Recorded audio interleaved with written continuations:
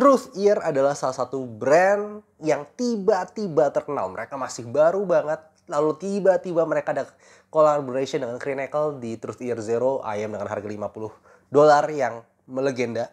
Itu memang buat gue bagus banget. Sekarang mereka bikin nih produk kedua mereka, yaitu Truth Ear Hexa di harga sekitar $80 aja. Jadi thank you untuk Bro Adi yang udah kirimin ke gue koleksinya untuk di review. Dan gue harus ngomong dulu, sayangnya ini ayam. Maksudnya kalau ayam di luar sana yang $80 sebelah kayak Donut Titan S, itu kan nyampe di Indonesia karena ada distributor resminya kayak CSI Zone gitu. Itu kan bisa sampai harga 900 sampai 1 jutaan aja. Sementara Truth Ear Hexa ini, walaupun di luar harganya sama-sama $80, karena nggak ada distributor resmi, hi-fi go only atau harus beli dari tempat lain. Ini harganya di Indonesia nyampe katanya beberapa yang udah import sendiri, nyampe ke sini dengan tax segala macam dan ongkir, bisa sekitar 1,5 jutaan. Jadi ya sedikit lebih mahal kalau misalnya lu beli di Indonesia dibandingkan kalau lu dapetin belilah di luar negeri gitu misalnya. Oke, langsung aja seperti biasa gue akan breakdown review ini mulai dari build, fit, frequency response, suara, dan perbandingannya. Oke, build quality-nya sendiri sih kebanyakan terbuat dari resin untuk bodinya ini, tapi buat gue keren banget. Di depannya ada lambang Truth Ear-nya begini untuk bagian kanan. Sementara ini nih bodinya, ya ampun. Coba lihat ya, bodinya itu translucent, smoky gray begitu. Dan kalian benar-benar bisa lihat dalamnya tuh ada tubingnya kelihatan, lalu drivernya kelihatan. Tapi dibalut dengan resin yang warnanya tuh agak ngeblur gitu ya, smoky gray lah emang bahasanya. Dan ini mengingatkan gue sama Variation, cuman Variation kan harganya sekitar 7 juta ke atas, sementara Truth Ear Zero ini harganya cuman ya paling parah 1,5 juta mungkin di Indonesia. Ini sih keren parah, walaupun ya secara build quality resin ya resin gitu, bukan metal. Kemudian untuk kabelnya sendiri dia pakai dual pin connector dan bagian bawahnya ini twisted dan juga braided. Satu hal lagi yang gue apresiasi dari Truth Ear Hexa adalah di bagian nozzle, lihat ya. Diameter ujungnya itu sedikit lebih besar dibandingkan diameter necknya ini. Jadi kalau gue ganti-ganti ear tips itu lumayan ngegrip gara-gara ada diameter yang sedikit membesar di sini. Beda sama Blessing tuh yang kalau misalnya udah rada kegedean ya ngelos aja. Di sini lebih ngegrip. Cara fittingnya sendiri buat gue sebenarnya ini nggak terlalu bermasalah. Cuman mungkin untuk beberapa orang sedikit bermasalah ketika kalian mengganti ear tipsnya itu karena nozzle itu besar. Kalau gue pribadi paling nyaman pakai Akustun AET08 ini untuk ayam-ayam nozzle besar. Termasuk dia Truth Ear Hexa ini. Dan buat gue fittingnya nyaman, gue bisa pakai selama berjam-jam. Nggak ada sudut tajam yang kena gue. Dan ini ringan. Serta ear guide-nya sendiri juga ngepas buat kuping gue. Dan juga kabelnya ini sangat fleksibel dan non-microphonic. Secara frequency response bisa dilihat dia itu sebenarnya buat gue netral with tambahan sedikit di sub bass boostnya sana. Dimana overall dia itu netral, cukup linear dari frekuensi ujung ke ujung. Cuman ada memang ear gain di sekitar 3 kHz. Mirip dengan EF neutralnya Crinacle.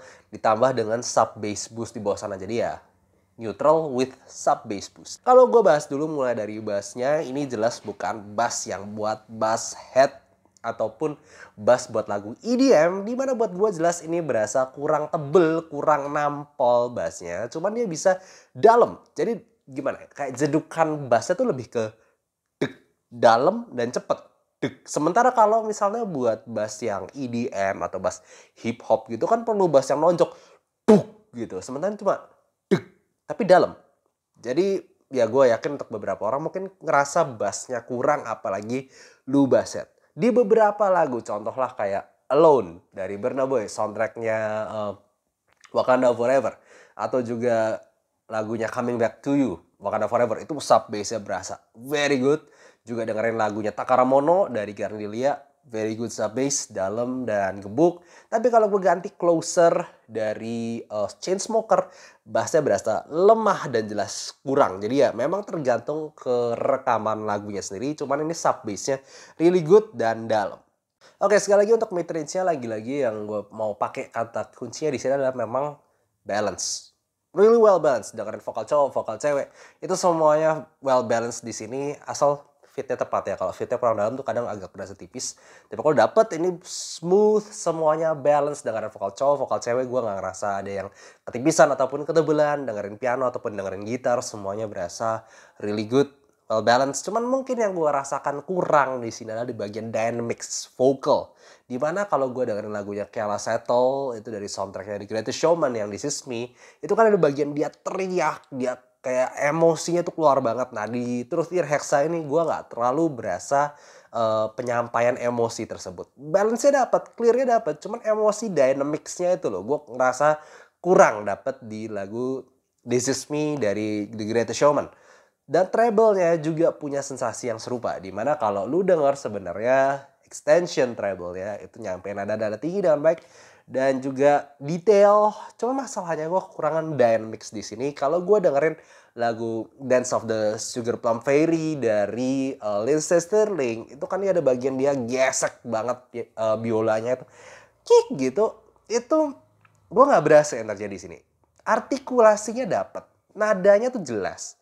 Cuman serunya, majunya, soul-nya itu gue masih ngerasa kurang di sini. Ini mungkin nitpicking, mungkin beberapa orang nggak juga merasa begini. Tapi masalahnya ya ini gue nitpicking aja karena gue sebelumnya kan sempat ada pengalaman ngeband gitu.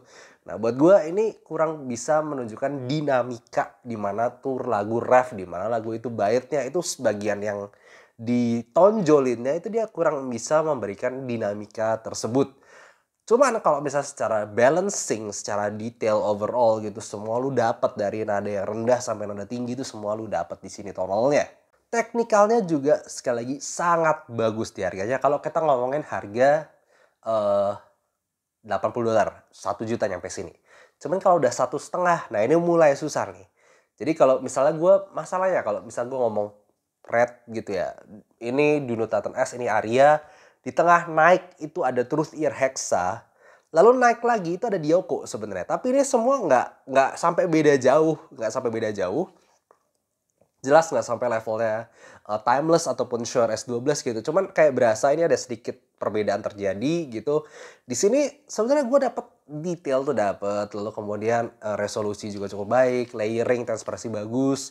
Dan tapi ini juga cukup mengikuti rekaman sekali lagi. Kalau misalnya gue denger rekaman-rekaman lagi yang tadi soundtracknya Black Panther, yang Wakanda Forever, gue ngerasa wah ini layernya tuh dapet, detailnya dapet, imagingnya tuh dapet. Tapi kalau gue ganti kayak Chainsmoker gitu, Chainsmoker yang Closer itu kayak berasa flat. Gue nggak dapetin imagingnya, gue nggak dapetin pemisahannya itu gue nggak dapet. Kayak cuma 2 dimensi aja. Jadi memang ini very kayak, karena mungkin memang dia neutral with bass boost gitu, agak neutral jadinya. Nggak semua lagu bakal kerasa wahnya. Tapi kalau di lagunya rekamannya bener-bener bagus. Lu rasain ini memang secara kemampuan itu mantep sekali. Oke, sekarang kalau gue bahas soal direct comparison misalnya sama pertama dibandingkan Duno Titan S dulu aja. Salah satu favorit gue untuk $80, ya memang kalau Indonesia lebih murah sih. Duno Titan S buat gue secara overall layering, separasi itu jelas kalah dari Hexa ini. Tapi nggak jauh banget, cuman berasa gitu. Loncat dari Duno Titan S ke cobaan Hexa ini detailnya lebih baik dan juga gue ngerasa separasinya tuh lebih dapet di sini. Cuman gue ngerasa mid bassnya di Duno Titan S gue lebih berasa, at least kayak di lagu Closer tadi demnya gitu lebih ada. Walaupun sub bassnya lebih bagus di Truth Ear ini, cuman gue ngerasa lebih banyak gebukan mid bass di Duno Titan S. Jadi Duno Titan S masih gue ngerasa lebih sedikit all rounder untuk berbagai genre bassnya. Nah mid range ini cukup aneh. Gue ngerasa lebih maju di Duno Titan S. Cuman di Duno Titan S mungkin agak habis upper mid-nya maju, agak turun blok gitu kan. Itu gue ngerasa lebih smooth. Walaupun lebih maju, kayak nyari shouty, tapi lebih sweet. Sementara di sini, lebih balance, cuman nggak se-smooth, nggak se-sweet Duno Titan S di vokalnya itu sendiri. Terjadi perbedaan timbre juga. Di sini kan pakai ya BA, sementara di Duno Titan S pakai dynamic driver. Overall gue masih ngerasa lebih natural di Duno Titan S. Lalu kemudian untuk treble-nya sendiri, gue ngerasa dua-duanya sangat-sangat detail. Cuman air-nya itu gue lebih dapetin di Titan S. Jadi overall gue akan bohong. Kalau overall gue rating secara overall technical presentation and tonal, gue bakal ngomong Truth Ear Hexa ini better dibandingkan Duno Titan S. Cuman kalau ditanya suka, gue gak bohong, gue lebih suka Duno Titan S karena dynamics-nya juga gue lebih dapatin di Duno Titan S tadi. Kalau misalnya dibandingkan dengan Olina well 1,5 juta juga nyampe sini. Buat gue Olina itu lebih punya staging 3D lebih megah, positioning imagingnya juga lebih dapet. cuman lebih shouty sih, lagi vokalnya agak terlalu maju. Dan di Truth or Hexa ini enggak, dia lebih balance lagi dan juga lebih overall ya, lebih netral lah presentasi suaranya. Dan kalau bisa dibandingkan dengan Dioko, gue bakal ngomong aja Dioko tetap lebih bagus, resolusi detail levelnya Dioko itu lebih bagus. Memang nggak nyampe level Shuares 12, cuman lebih bagus. Jadi kayak kalau misalnya dibandingkan ngomong ya, kayak si Dunutaten S sama Arya di sini naik lagi sedikit itu ke Hexa dan juga dan juga Olina itu kayak gebuk-gebukan lah gue bisa bilang di level yang mirip walaupun ada perbedaan sini-sininya sana. Cuman paling bagus tetap gue ngerasa Dioko secara overall resolusi, nada-nada note defined-nya itu lebih berasa di Dioko. Oke, overall Indian memang ini adalah ayam yang sangat bagus di harganya $80. Sayangnya Indonesia jadi 1,5 jutaan, jadi mengurangi value-nya tadi. Apakah dia bisa bersaing dengan level 2 juta ke atas? Buat gua enggak. Apakah dia bisa bersaing dengan harga 1 juta sampai 1,5 jutaan? Buat gua yes, karena ini overall tetap paling balance di harga under 1,5 juta dan ke bawah paling balance. Tapi gua yakin beberapa agak kurang mungkin di dynamics dan fun factor-nya tadi. Overall gue bakal ngasih dia tonal ranking segini dan juga teknikalnya segini. Sementara overall final score-nya adalah segini. Very good Truth or Hexa. Oke, gitu aja. Kalau misalnya kalian penasaran dengan ranking gue, bisa lihat description biasa. Dan seperti biasa, ranking gue bisa dan akan berubah tergantung dengan perkembangan teknologi dan juga dengan adanya perubahan benchmark. Jadi gitu aja. See you next time. Bye-bye.